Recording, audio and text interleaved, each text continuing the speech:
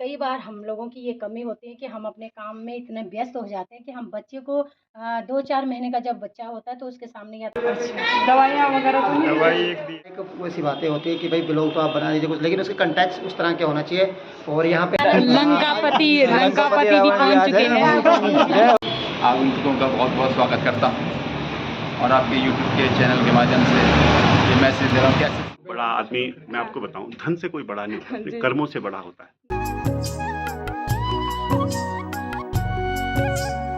राधे कृष्णा दोस्तों, बड़ों को प्रणाम है और छोटे भाई बहनों को है ढेर सारा प्यार और आशीर्वाद। तो स्वागत है एक बार फिर से आप सभी का मेरे YouTube channel Archu Garhwali blog में। आज की व्लॉगिंग की स्टार्टिंग पौड़ी नगर पालिका से दोपहरी 11:30 पौने 12 लगभग से हो रहा है स्टार्टिंग। तो चलिए व्लॉग में कंटिन्यू बने रहो। अपना परिचय दे दो। मेरा नाम भगवान सिंह है, मैं पौड़ी मंडल मुख्यालय में रहता हूँ और इंडिया न्यूज़ और तमाम कई चैनलों के लिए मैं काम करता हूँ। क्योंकि और काफ़ी बार मैंने आपका ब्लॉग भी देखे, बहुत अच्छा है। लेकिन आप एक चीज़ सबसे अच्छी बात, ब्लॉग बनाना एक वैसी बातें होती है कि भाई ब्लॉग तो आप बना दीजिए कुछ, लेकिन उसके कंटेंट्स उस तरह के होना चाहिए। और यहाँ पे जो हमारे जो नगर पालिका के चुनाव लड़े थे, भाई साहब क्या कहना चाहेंगे? जैसे कि बहन हमारे धीरे धीरे आजकल सोशल मीडिया का जमाना है और आजकल लोग सोशल मीडिया के माध्यम से कोई मैसेज जैसे पहुँचा अपने खान पान या कोई भी चीज़, क्या कहना चाहिए उनके ब्लॉग के माध्यम से? जैसे ही आज व्लॉगिंग की स्टार्टिंग करी तो बहुत अच्छी रही। सबसे पहले मुलाकात हो गई थी भाई जी से, उसके बाद जो हमारे उत्तराखंड के पौड़ी जिले के गहड़ गांव के रहने वाले हैं, जिनको सभी लोग जानते होंगे, और इनके गढ़वाली गाने से लेकर जागर और जो भजन होते हैं बहुत ज़्यादा लोगों को पसंद आते हैं। और इन्होंने एक उत्तराखंड में अपनी एक अलग ही जगह बनाई है। तो हमारे जो उत्तराखंड के लोक गायक और हमारे जो भजनों के लोक गायक हमारे अनिल विष्ट जी भी मेरे साथ मौजूद है। और मुझे बहुत ज़्यादा खुशी हो रही है कि आज मैंने आपसे फर्स्ट टाइम मुलाकात करी। मतलब ऐसे मुलाकात होती रहती, तो फर्स्ट टाइम अपनी वीडियो में ले रही हूँ आपको। तो हमारा जैसे यहाँ पे नेत्र शिविर लगा हुआ है आज पौड़ी में, तो आप भी वहाँ पर जा रहे हो? यहीं पर जा रहे हैं नेत्र। पहले तो मैं नेत्र शिविर में आए सभी आगंतुकों का बहुत बहुत स्वागत करता हूँ और आपके YouTube के चैनल के माध्यम से ये मैसेज दे रहा हूँ। कैसे शिविर जहाँ भी आयोजित होते हैं, आप बड़ी से बड़ी संख्या में इसका लाभ उठाएँ, क्योंकि ये एक मानव सेवा सबसे बेहतरीन जिसे बोल सकते हैं, इससे बेहतर कोई नहीं है। तो आप ही सभी लोगों से मेरा निवेदन है कि आप लोग आएँ शिविर में, उसका लाभ उठाएँ। जी धन्यवाद आपका बहुत। तो चलिए दोस्तों, आज मैं निःशुल्क नेत्र शिविर 9 अक्टूबर 2024 को पौड़ी नगर पालिका डमरो हॉल में जा रही हूँ, और जो कि लगा परम पूजनीय भूरे जी महाराज एवं करुणामयी माता मंगला जी के आशीर्वाद तथा हंस फाउंडेशन के जो सहयोगी है, जनरल सहयोगी, उनके द्वारा ये निःशुल्क नेत्र शिविर का आयोजन किया गया, जिसमें कि उन्नत गढ़वाल संस्था के द्वारा यहाँ पर यह शिविर लगवाया गया है। तो मैंने देखा निःशुल्क नेत्र शिविर का यहाँ पर आयोजन किया गया है, तो क्यों ना मैं भी आज अपनी आँखों की जांच करवा लूँ, क्योंकि मेरा कई दिनों से बहुत ज़्यादा सर दर्द चल रहा था। तो मुझे किसी ने बताया कि क्या पता आँखों में कमज़ोरी की वजह से भी सर दर्द होता है। तब तक मैं यहाँ पर पहुँची, कम से कम 90-95 लोगों ने यहाँ पे कम से कम अपनी आँखों का चेकअप करवा दिया था। निःशुल्क शिविर लगा हुआ है, तो इसका लाभ हम भी उठाते हैं। तो चलिए डॉक्टर साहब मेरे लिए क्या बोलते हैं कि मेरी आँखों में कोई दिक्कत है या ऐसे ही सर दर्द हो रहा था, क्या वजह हो सकती है। तो एक दिन पहले फ़ोन करके आना। रेटिना चेक करना पड़ेगा, देखने में कोई नंबर वगैरह कुछ लग नहीं रहा मैडम। फोन नंबर देखो, उसके लिए दवाई डाल के चेक करते हैं, पर्दा टेस्ट ना, तो वो कराना पड़ेगा रेटिना चेक। जो नंबर होते हैं दूर एक ही सुनना, जो 40 साल से जो नीचे के लोग होते हैं उनकी दूर और पास की नज़र एक ही होती है। जो 40 साल से ऊपर के लोग होते हैं उनकी दूर की नज़र अलग हो जाती है, पास की अलग हो जाती है। इसलिए प्रॉपर जो है आपको रेटिना चेक कराना पड़ेगा, कंप्यूटर टेस्टिंग करा के नंबर चेक कराना पड़ेगा। चाहे किसी का भी कैंप लगा हो, कंप्यूटर टेस्टिंग से नंबर चेक नहीं होता मैडम नॉर्मली। वो आपको जो है हॉस्पिटल में जाके कराना पड़ता है। हम भी कर सकते हैं, लेकिन उसके लिए आपको जो है हमारे हॉस्पिटल सबके लिए आना पड़ेगा। लेकिन इस जांच में सबके लिए आने की जरूरत नहीं है। अगर यहाँ पौड़ी बेस में भी भाई पौड़ी यहाँ पे भी सरकारी में है डॉक्टर, आँखों के डॉक्टर, उनसे भी चेक करा सकते हैं। वो जो है गवर्नमेंट में जाके चेक करा, या तो खैर पौड़ी तो मतलब यहाँ पे जाके चेक करा, बाकी आके ठीक है, लेंस ठीक है, रेटिना ठीक है, लेकिन नंबर के लिए कंप्यूटर टेस्टिंग चेक होती है। उसके नीचे मतलब 40 साल से नीचे के लोगों का रेडीमेड। अच्छा ठीक है, दिखाइए आप। बोला यार चश्मा दिया नंबर का लगाया 2.5 बता रहे हैं। अच्छा, दवाइयाँ वगैरह तो नहीं? दवाई एक दी है, खुजली होती है ना जैसे आँखों में, थोड़ी सी सीजनल हो जाती है, दवाई दी। अच्छा, आप कहाँ से वैसे? पौड़ी से। पौड़ी गाँव से? हाँ ही ना आवा। हाँ हाँ आओ। अच्छा हाँ हाँ आओ। हाँ आ जाओ आ जाओ।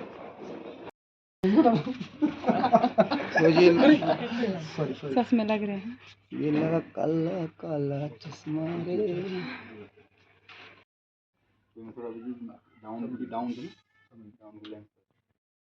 मतलब ऑप्शन सोच के बिल्कुल सही बात है। इसको तो लेके निश्चित रहो, इसमें भी मोटे दिन नहीं है। ठीक है, 1 साल बाद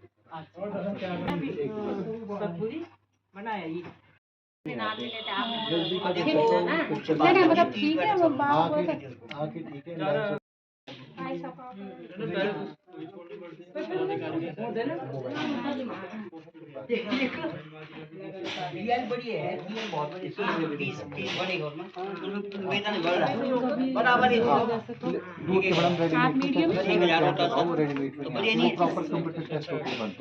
तो या फिर यहाँ से सिस्टम वाला हो या फिर विजुअल 50% आपको जरूरत है फ्री नजदीकी चश्मे की। वो तो वर्क प्रोफाइल में डिपेंड करता है, मैंने कैसे काम कर रहे हैं, क्योंकि वो तो टीवी भी ऐसे ही देखती है बिना चश्मे के सब कुछ दिखाए। हमें लगता है नहीं नहीं कम वीक नहीं है, वो डिपेंड करता है कि आपका काम कैसा है। कितना है वो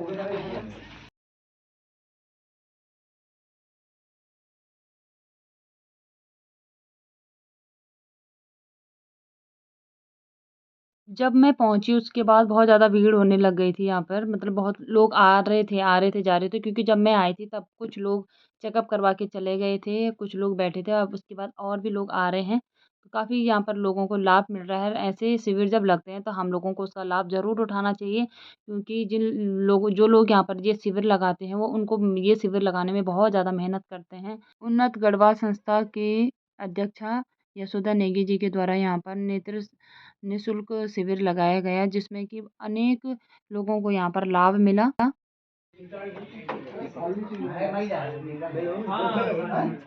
हम उनका बहुत बहुत धन्यवाद देना चाहेंगे उनको। उनकी वजह से इतने लोगों को, कई लोग ऐसे हैं जो ले नहीं पाते, अपनी आंखें चेकअप नहीं करवा पाते, लेकिन ये फ्री में जो उन्होंने करा है ये बहुत ही उनका सराहनीय कार्य है। उनके लिए बहुत बहुत धन्यवाद। क्या नाम आपका? मेरा खुशी भैया।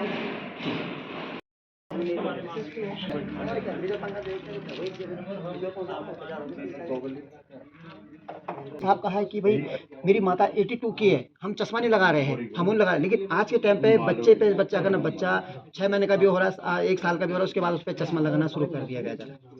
समझता हूँ कि ये इसका तो और भी जो है प्रचार प्रसार करना चाहिए और हमारे को ग्रामीण क्षेत्रों तक भी पहुँचना चाहिए, ताकि ज़्यादा से ज़्यादा लोग इससे लाभान्वित हों। जैसे कि देखा गया है कि कहीं ना कहीं आप भी समझते हैं कि आजकल के ज़माना ऐसा आ गया है, हर परिवार के अगर ना परिवार में 5 सदस्य है तो उनके पासों में 5 फ़ोन होंगे, लेकिन बच्चों के पास देने के बाद बच्चों के कहीं ना कहीं नज़रें भी कम हो जाती है। डॉक्टर लोग हमेशा ये कहते हैं कि फ़ोन मोबाइल से दूर रखें, लेकिन कारण क्या है कि हम लोगों में पहले में अब में बहुत अंतर है। दरअसल ये ज़रूरत भी हो गई है फ़ोन बच्चों के लिए। दूसरी परेशानी ये हो गई है कि हम लोगों का सामाजिक परिवेश बहुत छोटा हो गया। बच्चों को जो खेलने के स्थान थे वो तो बदल गए हैं। अब जो है हम 1 BHK 2 BHK एक कमरे में 2 कमरों में अपनी ज़िंदगी गुजार रहे हैं।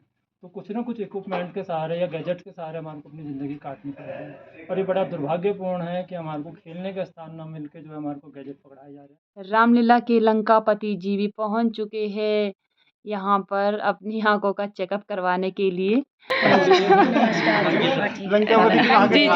जी, जिनकी सोने की लंका हो उनको भी मतलब लाभ उठा रहे हैं। जी, सोने की लंका होने के बावजूद भी निःशुल्क सेवा का आप लाभ उठा रहे हैं। बहुत सुंदर। जगत किशोर बर्थवाल जी रावण की भूमिका में रामलीला में। इसके लिए ये पता क्या हुआ, हम लोग ना अब वो साइड की सीधे ना कलर क्या कोई और कलर के ब्याह बनाने का ना देखो बात लगे। सबसे पहले प्रणाम आप सभी को मेरा। तो आज आप सभी लोग जानते हैं ये सभी किसी परिचय के मुहताज नहीं है। हमारे बड़े भाई जो कि हमारे रामलीला की रावण की भूमिका में, और यहाँ पर हमारी समाज सेविका यशोदा नेगी जी, और पीछे हमारे दीपक गोसाई बड़े भाई जी हंस फाउंडेशन के तो आज भैया ने भी निःशुल्क हाँ निःशुल्क शिविर कैंप का लाभ उठा रहे हैं, जबकि आप सभी जानते हो कि जो लंकापति रावण होते सोने की लंका के राजा होने के बावजूद भी आज उन्होंने भी निःशुल्क सेवा का लाभ उठा रहे हैं। तो इस पर आप 2 शब्द बोलेंगे? नहीं, वो सोने की लंका थी, लेकिन आंखें सोने की नहीं थी, इसलिए आंखों का जो उनकी देख रेख है वो पूरी करनी पड़ती है। और हम लोग बड़े भाग्यशाली हैं कि हमारे शहर में ऐसे शिविर लगते हैं जो हंस फाउंडेशन निरंतर लगाता रहता है। और आज यशोदा नेगी जी ने भी ये प्रयास किया, और नगर पालिका में ये चीज़ है तो मुझे लगा कि मुझे थोड़ा तकलीफ थी मेरी आंख में, और मुझे लगा कि फिर जब ऐसी सुविधा दे रहे हैं लोग, एक संस्था ऐसी सुविधा देती है, तो मैं ही नहीं बल्कि हर व्यक्ति को ऐसी सुविधाओं का लाभ लेना चाहिए, बहुत ज़रूरी है। देखिए, बहुत मेहनत होती है किसी शिविर को लगाने में, और जो लोग निःशुल्क इस तरह का प्रयास करते हैं उनसे ही पूछिए कि वो कितनी मेहनत से यहाँ पर अपना सारा काम छोड़ के आपके सामने आते हैं। तो मेरा आप सबके माध्यम से, और ख़ासकर गोसाई जी के माध्यम से एक निवेदन रहेगा कि आप आइए और ऐसे शिविर का लाभ लीजिए।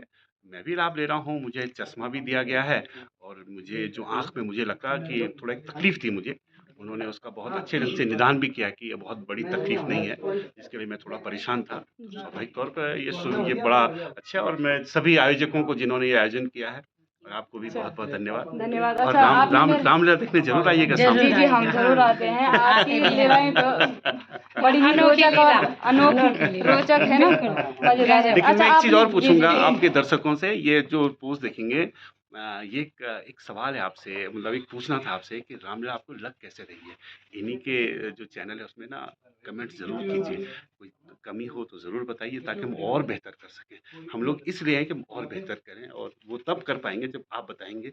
और मुझे लगता है कि इनके चैनल को सब्सक्राइब भी कीजिए, और उसमें जो मैं कह रहा हूँ ज़रूर कमेंट्स कीजिएगा। धन्यवाद। जी। अच्छा, आपने आज एक मेरा भ्रम दूर कर दिया कि जो हमारे लंकापति है, सोने की लंका होने के बावजूद वो निःशुल्क सेवा, क्योंकि उनकी सोने की आँख नहीं थी।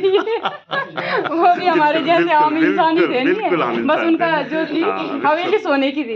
हवेली सोने की थी, उनका राजपाट सोने का था। जी। शरीर सोने का नहीं बनता, शरीर उसी जो पंच तत्व हैं उसी से मिलके ये बनता सवाल है। मैंने आपसे वो क्यों पूछा होगा, आप समझ सकते हो। मतलब जैसे कि हर कोई बड़ा ये सोचता है कि अरे ये इतना बड़ा आदमी हो गया, तो ये हाथ नहीं होते कहीं। बड़ा हो चाहे कुछ हो, बड़ा आदमी, मैं आपको बताऊं, धन से कोई बड़ा नहीं होता, अपने जी। कर्मों से बड़ा होता है। जी। रावण बहुत बड़ा था, बहुत ज्ञानी था, ठीक था, धन दौलत भी थी, लेकिन ज्ञान भी उनका अथाह था, लेकिन उनके कर्म बहुत बढ़िया नहीं थे, मैं आपको बताना चाहूँ। और इसीलिए रावण को बहुत अच्छा नहीं माना जाता है। जी। ये एक हमारी जो संस्कृति है उसमें ये है। लेकिन जिनके कर्म बहुत अच्छे होते हैं, रामचंद्र जी, भले मैं रावण का रोल कर रहा हूँ, लेकिन मेरे आराध्य राम भी हैं। राम भी एक सामान्य से जीवी थे, लेकिन राम पुरुषोत्तम राम बने तब बने उनके कर्म ऐसे थे कि वो पुरुषों में भी उत्तम माने गए, और उन्हें पुरुषोत्तम राम कहा गया। बहुत बहुत धन्यवाद। नमस्कार। धन्यवाद। यशोदा जी, आज यहाँ पे कैंप लगाया गया था आपके नेतृत्व में यहाँ पे। हालांकि ये भोले महाराज जी के नेतृत्व था, लेकिन आपको भी बड़ा सौभाग्य होता है कि आप माता मंगला का जो सेवा है वो जनता तक पहुँचा रहे हैं, जनता उसका लाभ ले रही है। आज यहाँ पे देखा बताया जाए, अभी तक यहाँ पे कैंप चल रहा है और 110 के पार यहाँ पे हो चुका है। तो किस तरह का आज ये कैंप? जी, पहले तो आपको मेरा नमस्कार, और मैं धन्यवाद देती हूँ आपको कि आप अपने चैनल के माध्यम से हमारे जो भी कार्यक्रम हैं, उनको दिखाते रहते हैं। और दूसरा धन्यवाद मैं देती हूँ कि माता मंगला जी को, भोले महाराज जी को, क्योंकि उन्होंने इतना बड़ा काम ये किया है कि लोगों को, जिनको ये ज़रूरतमंदों को ये सुविधाएँ नहीं मिल पाती हैं, और जिनकी आँखें कमज़ोर हैं, मोतियाबिंद है, या आँखों में अनेक बीमारी हैं जैसे पर्दे में हैं, तो इस प्रकार की सुविधाएँ उन्होंने दी हैं, तो उनका भी मैं बहुत-बहुत धन्यवाद करती हूँ। तो मैं अपना बहुत ही बड़ा सौभाग्य समझती हूँ, क्योंकि मैं 20 सालों से सामाजिक कार्य कर रही हूँ, और मुझे ऐसे कार्य करने में बहुत एक आनंद की अनुभूति होती है, तो मुझे बहुत अच्छा लगता है। तो मैं वहाँ बराबर कॉन्टैक्ट करती रहती हूँ कि आज फलानी जगह में कैंप लगाना है, और यहाँ पर आज मैं नगर पालिका का भी धन्यवाद करूँगी, ईओ साहब का, कि मेरे बोलने से यहाँ पे सभागार में हमको जगह मिल गई, और 110 लोगों ने यहाँ पर अपनी आँखें दिखाई हैं, और उसमें से 17-18 लोग मोतियाबिंद के मिल गए हैं। तो उनको कल गाड़ी के द्वारा जो है हॉस्पिटल ले जाया जाएगा, और ऑपरेशन उनका किया जाएगा निःशुल्क। तो मैं तो अपना बहुत ही बड़ा सौभाग्य मानती हूँ, और आगे भी इस प्रकार के काम मेरे द्वारा किए जाएंगे, और मैं बराबर प्रयासरत रहती हूँ कि इस प्रकार के समाज सेवा के लिए जो है मेरे द्वारा ऐसा काम किए जाए। जैसे कि देखा गया है कि अब चश्मा ऐसा शौक हो गया है। पहले पहले बुढ़ापा में कहा जाता है कि बुजुर्ग व्यक्ति चश्मा पहनता था, लेकिन अब बच्चे के भी आंखों पे चश्मा देखने को मिल रहा है। बड़ा सवाल होता है, अब माँ बाप हाँ, ये तो सबसे पहले तो मैं ये बोलती हूँ कि उन माँ बाप के लिए मेरा ये संदेश है कि कई बार हम लोगों की ये कमी होती है कि हम अपने काम में इतने व्यस्त हो जाते हैं कि हम बच्चे को 2-4 महीने का जब बच्चा होता है तो उसके सामने या तो मोबाइल लगा लेते हैं या उसके हाथ में मोबाइल पकड़ लेते हैं। वो अपना एक खिलौना समझने लग गया है मोबाइल को। तो धीरे-धीरे जैसे बड़ा होता जाता है बच्चा तो वो मोबाइल में ज़्यादा अपना कॉन्टैक्ट उसका मोबाइल से होता है। तो आँखें जहाँ तक मैं बोलूँ कि मोबाइल हमारे लिए तो बहुत अच्छी बात है जो हम उसका कम यूज़ करते हैं, लेकिन जो ज़्यादा उसी में घुस जाता है तो उसके लिए बहुत नुकसानदायक है। क्योंकि और दूसरी बात ये भी है कि बच्चे आजकल के बच्चे खाने-पीने में अपना ध्यान नहीं रखते हैं, क्योंकि जो चीज़ हमें खाने से मिलती है तो आजकल के बच्चों का खाना हो गया फ़ास्ट फ़ूड का, मोमो, चाउमीन, बर्गर वग़ैरह, तो इससे हमारी आँखें कभी तेज़ नहीं होंगी। और इसका उदाहरण तो मैं ये देती हूँ कि मेरे घर में तो मेरी सासू माँ हैं, वो 82 प्लस की हैं और अभी तक जो जब वो अखबार पढ़ती हैं, तो बिना चश्मे लगाए पढ़ती हैं। तो हमें बड़ी खुशी होती है और मैं बार-बार ये उदाहरण और लोगों के सामने देती हूँ, अपने बच्चों के सामने भी देती हूँ कि दादी को देखो अभी तक 82 प्लस हो गई हैं और अभी दादी जो है अखबार पढ़ने में जो है अपना चश्मा नहीं लगाती हैं। तो और बच्चों के लिए तो बहुत बड़ा संदेश है कि उनको ज़्यादा फ़ोन नहीं देखना चाहिए। ठीक है, काम क्योंकि थोड़ा-सा मजबूरी भी हो गई है आज के समय में बच्चों की कि बिना मोबाइल का काम नहीं चलता है। लेकिन थोड़ा-सा इस पे ज़्यादा ध्यान नहीं दिया जाए तो अपनी आँखें, क्योंकि आँखें तो अनमोल हैं। जैसे अभी यहाँ पे बोला गया कि भैया सब कुछ है आदमी के पास, लेकिन अगर आँखें नहीं हैं तो कुछ नहीं।